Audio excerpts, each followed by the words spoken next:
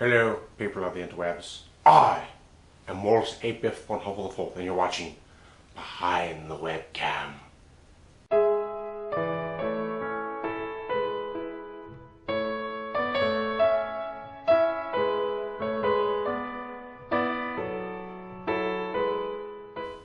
Today, we have a guest, a guest who will impart knowledge, wisdom, wonder to us. Please help me in welcoming that guest. Please help me in welcoming DisneyOtoko! Hello, Wallace. It's an honor to finally meet you and to be a part of this esteemed program. And I must say, your reading of Zane Grey's The Valley of Wild Horses was most entertaining. Thank you, my young friend. Thank you for your praise of the show and your appreciation of all of its glory. The Zane Grey thing I personally like to forget. But that is a personal preference, I assure you. Very irritating one. But no matter, no matter. I will forget Mr. Grey, as I'm sure we all will. But we should get on with the interview. Yes, there's an interview to do, and I must ask questions for that interview. And so let me start with a very simple, straightforward question. One to get the ball rolling, as they say in cruder circles. I would never say such a thing. Yes. Tell me, what inspired you to begin blogging and video making? As far as what inspired me to blog and to make videos, it's pretty much the same answer as most people on this site, I'm sure, is just being inspired by, James Rolfe and then Doug Walker, the Nostalgia Critic, and all the other that guy with the glasses reviewers, and just other internet reviewers in general. These were very passionate, very smart, very intelligent people that loved the things I liked, and they expressed it, and they talked about it, and they also took the bad stuff and they deconstructed why it was bad, for as kind of over the top and flamboyant anger and hatred that they showed, they were still very smart people, and they did get their point across very well. Other inspirations came from game trailers. I love game trailers. Game trailers does really good retrospectives, and their reviews are the most analytical out of all of them. They really take a game, and they really take what's good about it, what's bad about it, and they make a really good, really well-balanced judgment about most of the time. And that's my go-to gaming site for reviews and such. It was just my own personal views and ideas of Disney, because I view Disney very differently than most people do. A lot of people, even though that it's dying more and more nowadays, but there's still this idea, that's just a bunch of kiddie shit. And it's like, no, completely disagree with that.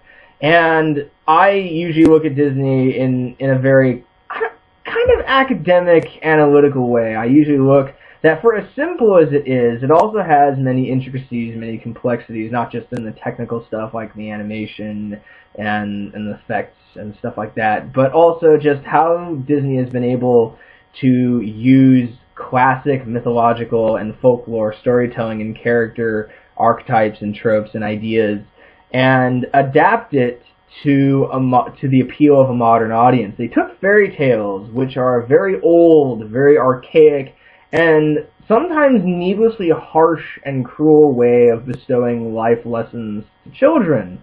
And in a modern era where raising a child is so drastically different than it was back when those stories were written, Disney takes the basic essence of those stories and they make a true adaptation of them, and they bring them into the modern era, and with the tastes of the time, and with the tastes of a modern society. And that's also what I read. That's why I tend to like the Disney versions better than the original fairy tales, even though I do like the original fairy tales. And just those ideas and those thoughts I kind of wanted to express and put out there, as well as to really look at characters that I really like Ariel. Everybody just sort of writes Ariel off as this and that, and I wanted to get my say. I wanted a venue just so, hey, if they can speak about this character or that character or whatever, then I should too, and another voice should be out there. Inspiration. Inspiration is such a key here. I see inspiration from those you admire who are doing the work. Those who have already used the webs in a similar fashion. And inspiration from Disney, a company you admire and you wish to academically expose to the rest of us and inspire the rest of us as well. Inspiration. Inspiration everywhere. Inspiration from sources and yourself to us. It is inspiring. Naturally, when I put it that way, it seems fairly obvious, but you don't have a way of putting it. Yes, as I see it all coming together, and I could admire it all day, but we must move on. We must move on to the next question. So tell me, DisneyOtoko, what inspired you to use that name, DisneyOtoko? As for where I got my name and why I use it, it's a pretty long story, actually. Around 2004, 2005, or something like that, like 2003-ish was when I really started to get into Disney again. I've said the story about how I watched The Little Mermaid when I was 12, and I was just so fascinated with it, and that I needed to know anything and everything about Disney. And so I started getting into other stuff too, like anime and comics and manga and all that. And around 2004, 2005, or around that time, my aunt and uncle and my cousin and I, we were watching Japanese dramas, Japanese live-action television shows that were subtitled and everything.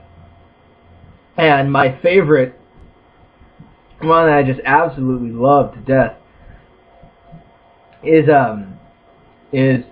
DisneyOtoko, and I will explain what the title translates to later. But it tells the story of this otaku, which is an anime nerd. It takes place in Japan. Obviously, it's a Japanese show, and he's just this complete social introvert.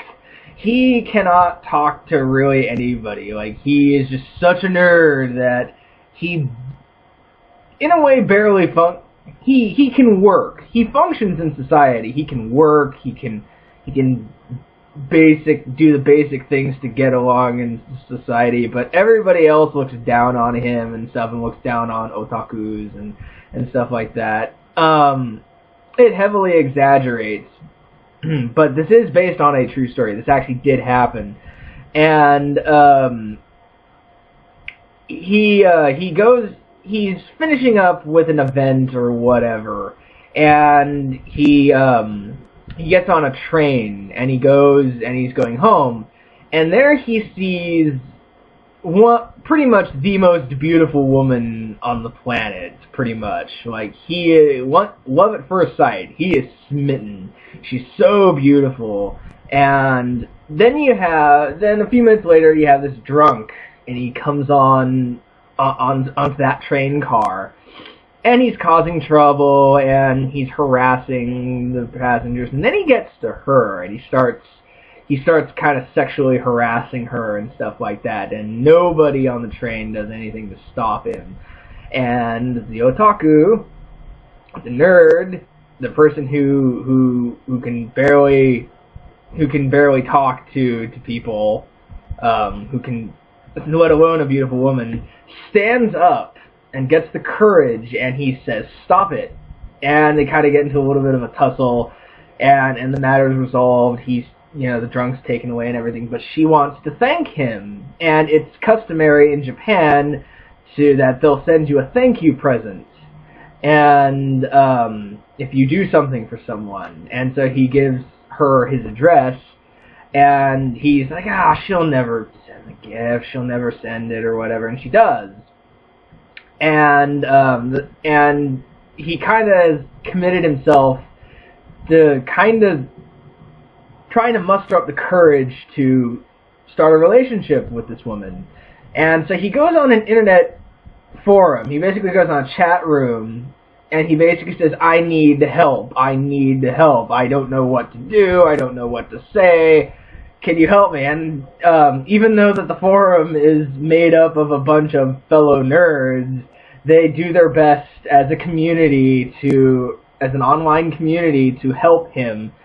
and to give him advice on what he can do, like as far as like buying suits and learning manners and all that.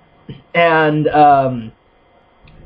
one of the first episode, it's an adaptation. This is a television adaptation and heavily dramatized and version of the story, but this actually did happen.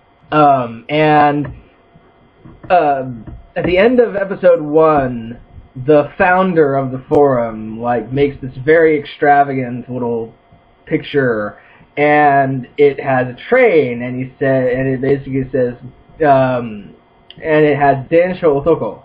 Now, Densha is the Japanese word for train, and Otoko is the Japanese word for man. So the title of the show is Train Man, and that's the story and the legend in Japan. And yeah, he doesn't know her name. He doesn't know the woman's name just yet. And when he does find out, he uses because to keep her anonymous, you know, he uses a name for her, and she sends him Hermes cups, like the very, very expensive, very nice brand of like teacups, and so he calls her code name to protect her identity is Hermes, and so on the forums or whatever, he always refers to himself as Densha and her as Hermes. And the episodes go along, and he begins to pursue the relationship. Like episode 1 and 2 is like calling her, the first call, and then episode 3 is the first date, and then so forth and so forth. And you see that relationship progress. You see obstacles get in the way, and it can be very melodramatic, but it's also really, really funny, almost cartoonish in its humor at times, and that's actually what makes it really, really funny. But it's also very endearing, and you get to see the camaraderie of the wonderful ensemble, over the top and crazy ensemble cast of the online forum. But yes, it can get very sappy, but it is very funny, and I fell in love with that show. It's still one of my favorite television shows, period. And so when I was making up usernames for various accounts or whatever, I remembered the show, and I actually have the show with me. I can watch it at any time. And so I said, well, I love Disney, and so why don't DisneyOtoko? And Otoko is the Japanese word for man, so my username actually means Disney Man. That's actually what it says. And so I just kept using that as just sort of my alias, and it was sort of inspired from DisneyOtoko. Love the show. It should be around on YouTube, so you can check it out anytime you want. But I love it, and I decided to kind of take a concept from it, and that's how I got my name. A name taken from a beloved thing and used in a beloved manner. Brilliant, just brilliant. I enjoyed your story thoroughly, yes. But we must move on to the more in-depth questions, the questions that will draw out the true artist in you. So tell me, DisneyOtoko, if the villains from Final Fantasy and the villains from Kingdom Hearts were to team up, who would be the hero to lead the charge against them? Wow, that is a very good question. Really, any one of those characters, any one of those heroes could lead. It's especially like with the Final Fantasy, they kind of already did this. It's a fighting game called Dissidia Final Fantasy, and it's really good. I had a lot of fun with it. The battle system was just so much fun. But it's kind of like Marvel's Secret Wars, except with Final Fantasy characters, where you have one representative of Final Fantasy heroes from every single Final Fantasy game, and then the corresponding villain, and there's just duking it out. And any one of those characters where they can support a 40 to 60 hour gaming experience, any one of them is more than capable of leading the group. pretty much. And Sora and Riku are more than capable from Kingdom Hearts. They're more than capable of leading everybody as well.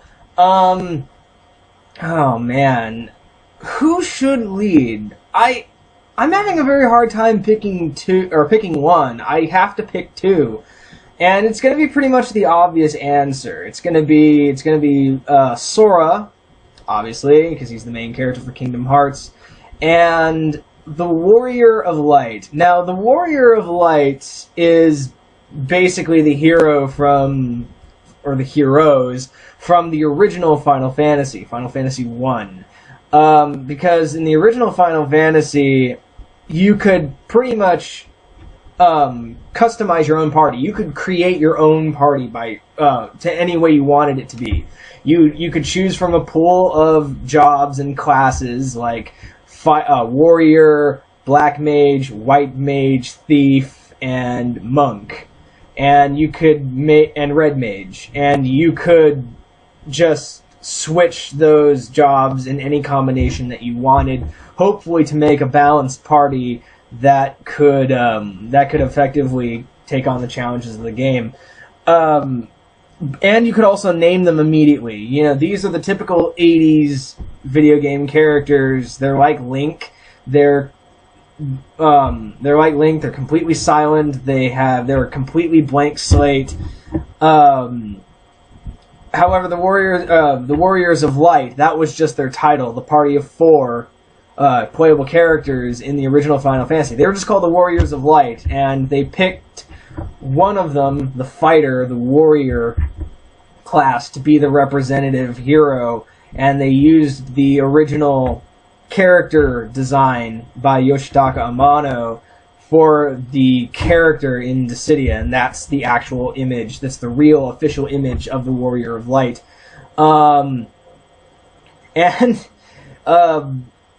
He's just a born leader. He is technically the main character of Dissidia. There's really nothing much to him. I mean, he's the Warrior of Light. There's really nothing to say, and his dialogue, if it was said by anybody else, you would basically puke for how cheesy it is, for how just completely, pretty much groan-worthy dialogue. However, you give him a pass, because if your name is the Warrior of Light, that's kind of expected from you, that kind of dialogue. So really, it should be him. It should be him and Sora. The Warrior of Light and Sora would be the two that I would pick to lead the heroes against the united villains. They would certainly have their work cut out for them, too. Because all of those villains are very powerful in their own right, and you add Xehanort and Organization 13 to the mix, and you've got a crazy force to be reckoned with and to be feared. But yeah, Warrior of Light and Sora, those two would definitely be the leaders, just because they are the main characters and they are the best representatives of what those two franchises represent in terms of themes and just the overall story. So Final Fantasy and Kingdom Hearts are video games, you say? Yes.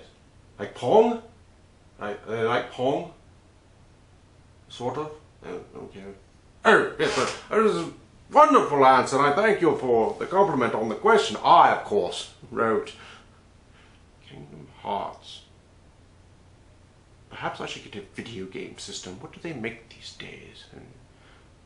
But I found your answer to be a wonderful answer. Let me take a moment to appreciate the grandeur of your answer. Moment over. So we must move on. We must move on to the final question. The final question is this. It is a real in-depth question. What do you find more inspiring? A Disney film, a grand sunset, or the parking lot at your local Walmart? Really, Wallace? Really? A Walmart parking lot? What the hell is inspiring about a Walmart parking lot? Are you serious?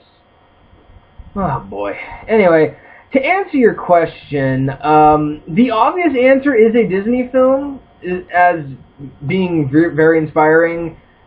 True, but I don't want to diminish a sunset, because the sunset can be very inspiring, and because You know, it's just a nice, quiet place where you can just sit and relax and think and reflect. And who knows, for an artist, those moments are very inspiring. And if a sunset can inspire an artist, and an artist can create something just as inspiring, like a film or a Disney film,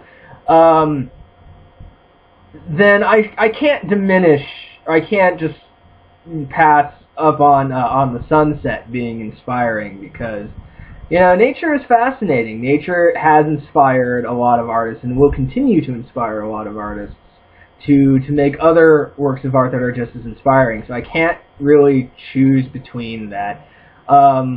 Disney films, if there's an answer to really fall back on, it's the Disney films. Yes, a Disney film would be very inspiring. But I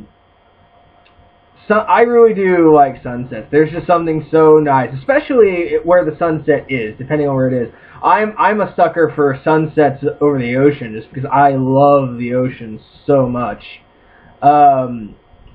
So I can definitely understand why a sunset would inspire people, and certainly magical and certainly beautiful. So I really hope that answers that question. But I'm sorry, I can't get over the fact, Wallace, what the hell were you thinking? A parking lot. What the hell is so inspiring about a parking lot? Well, I don't think you can overlook any source of inspiration. I mean, the sunsets in the films are nice, but I mean, I wrote an entire screenplay based on a Walmart parking lot. Yes, unfortunately it was rejected. It was called A Genius Goes to Walmart. It was a beautiful film about a slightly misunderstood but wonderful commentator going to a Walmart. It becomes a whole story at some point. Never mind, enough about me, This is about you and your answer, which was a wonderful answer. Thank you for the answer to that question, which fits so beautifully, and do not fear. Every answer is a correct answer when drawn from the depths of your creativity. So I thank you. I thank you for this interview, DisneyOtoko. Do you have anything to say before we go? Alright, thank you again, Wallace, for having me on Behind the Webcam. I really appreciate it, and thank you for stopping by and asking these questions. Now, if you'll excuse me, I have some Resident Evil 5 to play. I got unlimited ammo for every weapon, and I'm just going to have fun killing the genie. See ya! Resident Evil 5 is also a video game. Anything like Pong. Once again, Pong is my only frame of reference here. No, not really. Okay, well, what are you going to do? Well, thank you, DisneyOtoko. Thank you for being on the show. Thank you for being our guest today on Behind the Webcam. And thank you all for watching. And remember, if you wish to be a guest on Behind the Webcam, all you simply have to do is leave a comment below in the comments section. And given that we have a new set, the floor is still down there despite the new set. So you don't want any reference to my crotch, to the floor, to anything else. It's the comment section I'm pointing to, people. Why can you not get this correct? You so angered me, I knocked down a book in my display. I'm going to just wrap the show after that disaster. But it was still a brilliant interview, yes. So thank you, DisneyOtoko. Thank you all for watching, and have a good night.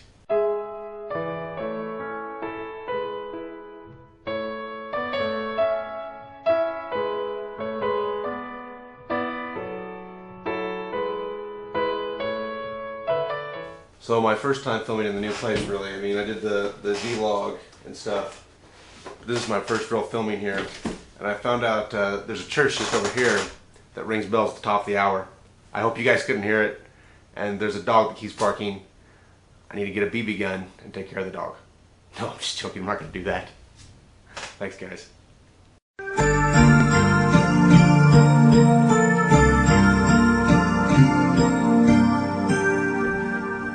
Yeah.